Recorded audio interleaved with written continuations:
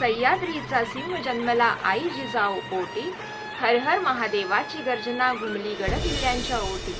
मराठ्यांचा आनंद आसमंतात उजळला आहे, सांगावा धाडा समद्यांना आपला राजा शिवनेरीवर जन्मला आहे. आपण सर्वांना श्री छत्रपती शिवाजी महाराज जयंती